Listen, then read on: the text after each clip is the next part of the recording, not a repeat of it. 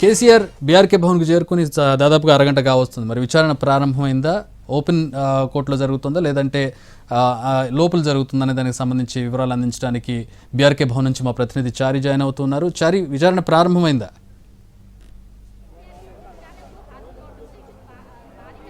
కొద్దిసేపటి క్రితమే కేసీఆర్ విచారణ హాల్కి చేరుకున్నారు. కమిషన్ ముందు విచారణకు హాజరయ్యారు. అయితే విచారణకు సంబంధించి ఇప్పటి వరకు జరిగినటువంటి విచారణలన్నీ కూడా బహిరంగ విచారణలే. కేసీఆర్ అభిప్రాయానికి అనుగుణంగానే ఈ విచారణ కొనసాగబోతుంది.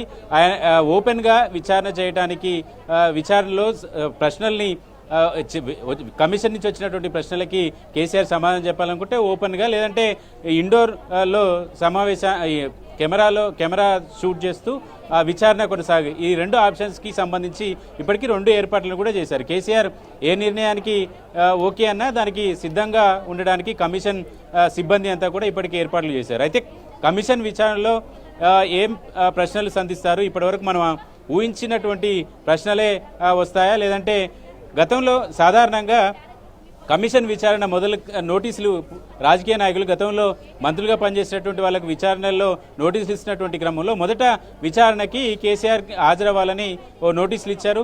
ఆ తర్వాత హరీష్ రావు, ఆ తర్వాత ఈటల. ఈ క్రమంలో ఉన్నటువంటి క్రమంలో కేసీఆర్ తన విచారణ తేదీని మార్చాలని సూచించినటువంటి క్రమంలో దానికి ఈటల రాజేందర్ ముందు ఈ విచారణకి హాజరయ్యారు. అయితే దీంట్లో వ్యూహాత్మకంగా అనుసరించినట్టు తెలుస్తుంది. ఎందుకంటే విచారణ కమిషన్ ఏ అంశాలని ప్రస్తావిస్తుంది, ఏ ప్రశ్నల్ని అడుగుతుంది, ఇప్పటి వరకు 113 మంది అధికారులు కావచ్చు, మేధావులు కావచ్చు, ఈ ఇరిగేషన్ రంగానికి సంబంధించినటువంటి నిపుణుల అభిప్రాయాలు సేకరించినటువంటి నేపథ్యంలో వాటన్నింటినీ క్రోడీకరించినటువంటి కమిషన్ ఎలాంటి ప్రశ్నలు సంధిస్తుంది అనేటువంటి ఒక క్లారిటీ తీసుకోవడం కోసం ముందస్తుగా హరీష్ రావు ఈ విచారణని ఎదుర్కొన్నారు. ఎందుకంటే హరీష్ రావు కాళేశ్వరం ప్రాజెక్టు ప్రారంభిస్తున్నప్పటి నుంచి దాదాపుగా పూర్తయ్యేంత వరకు కూడా ఆ శాఖకి మంత్రిగా పనిచేశారు. ప్రతి అంశం ఆయనకు అవగాహన ఉంది కాబట్టి ముందు ఆయన్ని విచారణకి పిలిచినటువంటి తేదీకే హాజరయ్యారు. ఈరోజు కేసీఆర్ ఈ విచారణకి హాజరైనటువంటి క్రమంలో చాలామంది అధికారులు ఈ కమిషన్ అడిగినటువంటి ప్రశ్నలకు కొందరు తెలియదని, కొందరు గుర్తులేదని ఇలాంటి సమాచారాలు చెప్పినప్పటికీ ప్రస్తుతం డ్యూటీలో ఉన్నటువంటి అధికారులు మాత్రం అప్పుడు ఎవరు ఆదేశించారు, ఎవరి ఆదేశాల మేరకు నిర్ణయాలు తీసుకున్నారు, ఎవరి ఆదేశాల మేరకు బ్యారేజ్లలో నీటిని నిల్వ ఉంచారు అనేటువంటి అంశాలకు సంబంధించి అడిగినటువంటి ప్రశ్నలకి హరీష్ రావు అలాగే కేసీఆర్ పేరుని ప్రస్తావించారు. పెద్దలు ఆదేశాల మేరకే ఈ నిర్ణయం తీసుకున్నాము మేమని కొంతమంది అధికారులు చెప్పినట్టుకి ఆ పెద్దలు ఎవరు అనేటువంటి ప్రశ్నలో భాగంగా హరీష్ రావు పేరు కావచ్చు, కేసీఆర్ పేరు కావచ్చు అధికారులు కొందరు ప్రస్తావించారు. దాన్ని ఆధారంగా ఈరోజు కేసీఆర్ని హరీష్ని ఇప్పటికే పిలిచారు, ఈరోజు కేసీఆర్ని పిలిచారు. అయితే హరీష్ చెప్పినటువంటి ప్రశ్నలు, హరీష్ ఎదుర్కొన్నటువంటి ప్రశ్నలు, ఆయన చెప్పినటువంటి సమాధానాలకు సంబంధించి కేసీఆర్ పూర్తిగా రోజు విచారణకు హాజరైనప్పటి నుంచి అంతకు ముందు కూడా అసలు ఏ ప్రశ్నలు సంధించేటువంటి అవకాశం ఉంది, ఆ ప్రశ్నలకు ఏం సమాధానాలు చెప్పాలనేటువంటి కసరత్ అంతా హరీష్ రావుతో కూడా చర్చించారు.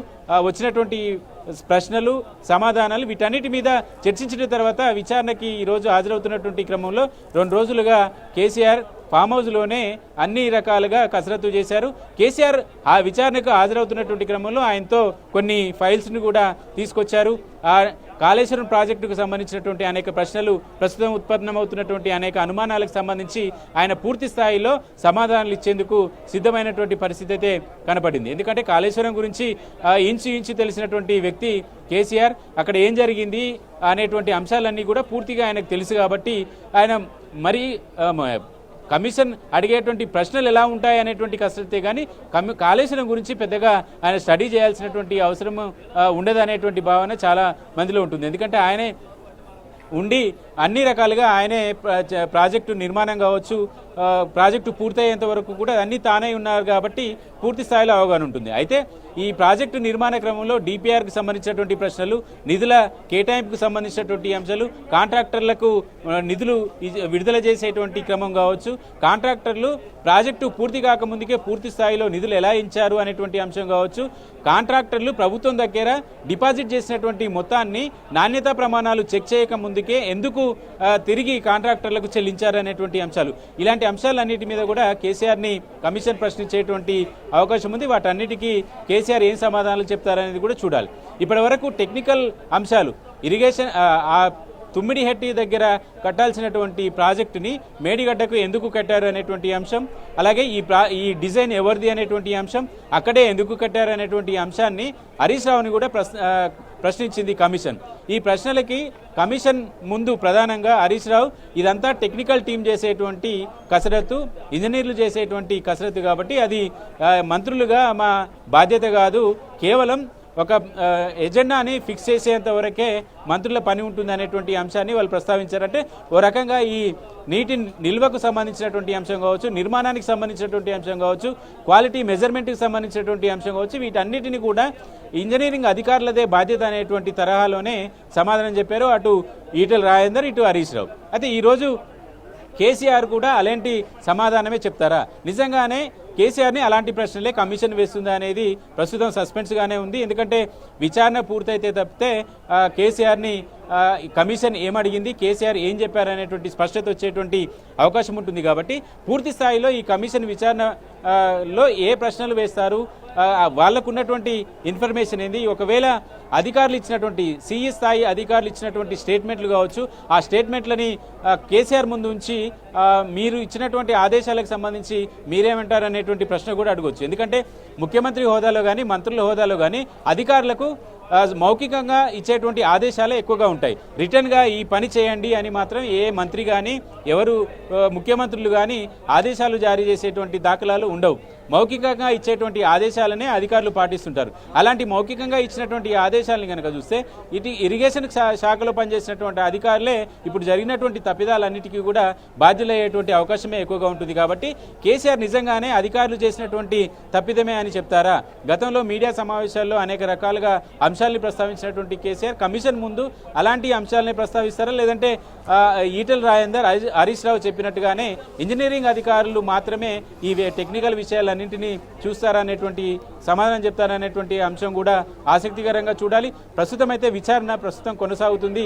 విచారణ ఎంతసేపు జరుగుతుంది అనేటువంటి క్లారిటీ కూడా ఇప్పటివరకు లేదు. ఎందుకంటే ఆయన్ని ఎన్ని ప్రశ్నలు వేస్తారు, కమిషన్ వేసినటువంటి ప్రశ్నలకు కేసీఆర్ ఇచ్చేటువంటి సమాధానం ఏంటి, దానికి అనుబంధ ప్రశ్నలు ఏంటి, ఇలాంటివన్నీ ఉంటాయి. కాబట్టి ఈటెల రాజేందర్ని గంట సేపు, హరీష్ రావుని 45 నిమిషాల సేపు విచారించినటువంటి కమిషన్ కేసీఆర్ని ఎంతసేపు విచారిస్తుంది అనేది చూడాల్సి ఉంది. All right, thanks for the updates.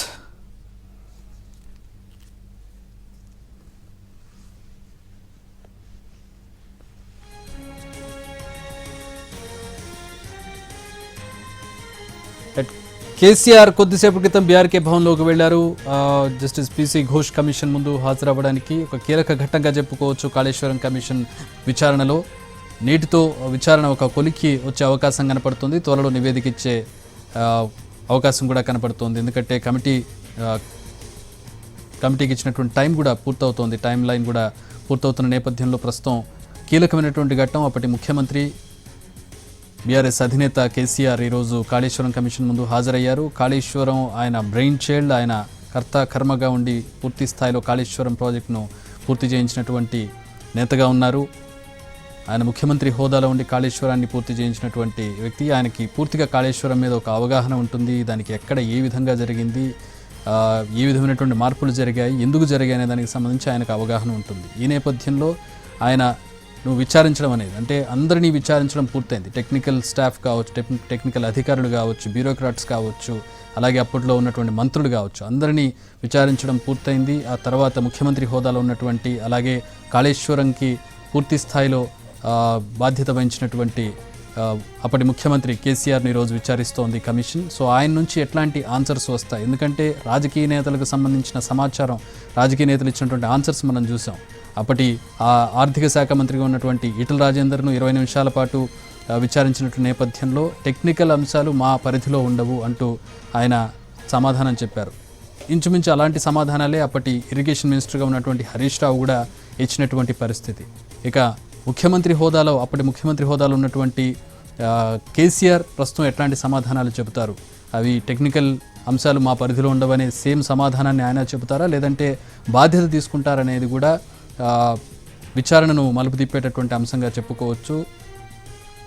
టెక్నికల్గా వెళితే గనక రాజకీయ నాయకులు అలాగే ప్రజాప్రతినిధుల స్థాయిలో టెక్నికల్ నిర్ణయాలు ఉండవు. డిజైన్ల మార్పుకు సంబంధించో లేకపోతే కట్టడానికి సంబంధించో క్వాలిటీకి సంబంధించినటువంటి అంశాలు ఏవి కూడా రాజకీయ నేతలు ప్రజాప్రతినిధులు మంత్రుల పరిధిలో ఉండవు. కాబట్టి ఆ సమాధానాన్ని విచారణలో చెప్పినటువంటి పరిస్థితి. మరి ముఖ్యమంత్రి హోదాలో అప్పుడు ముఖ్యమంత్రి హోదాలో ఉన్నటువంటి కేసీఆర్ ఎలాంటి సమాధానాలు చెబుతారనే దానికి సంబంధించి ప్రస్తుతం ఉత్కంఠ నెలకొని ఉంది.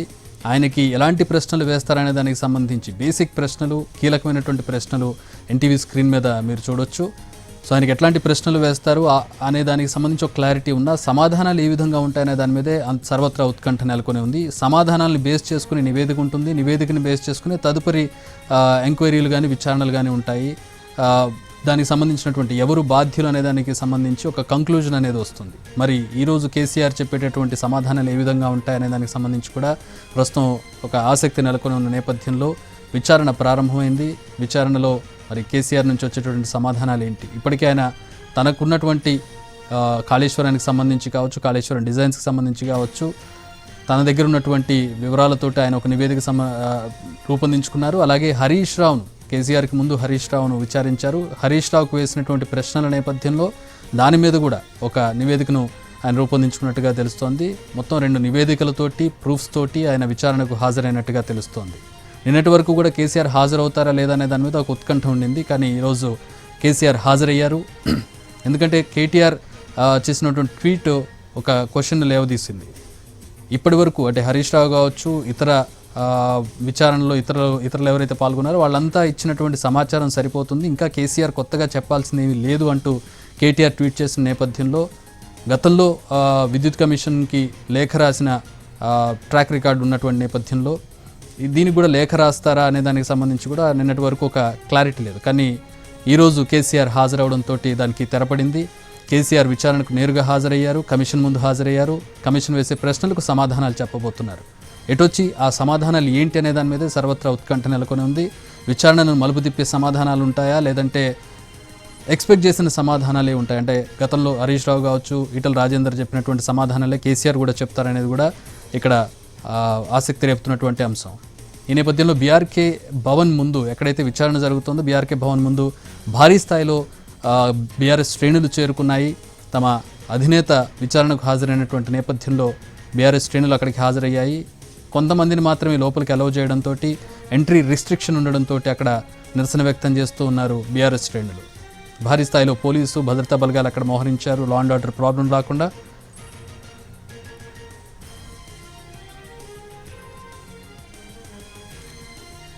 కేసీఆర్తో పాటు కొంతమంది ఎమ్మెల్యేలు 9 మంది ఎమ్మెల్యేలను అలౌ చేశారు లోపలికి. ఆయనతో పాటు హరీష్ రావు, అలాగే మహమూద్ అలీ, తలసాని శ్రీనివాస్ యాదవ్, ప్రశాంత్ రెడ్డి, అలాగే సంతోష్ రావు, వీళ్ళంతా కూడా కేసీఆర్తో పాటు లోపలికి అలౌ చేశారు. ఆయన వ్యక్తిగత భద్రతా సిబ్బంది ఇతరులంతా కూడా లోపలికి వెళ్ళినటువంటి దృశ్యాలను మనం చూడొచ్చు. 11 గంటల సమయంలో కేసీఆర్ బీఆర్కే భవన్కు హాజరయ్యారు.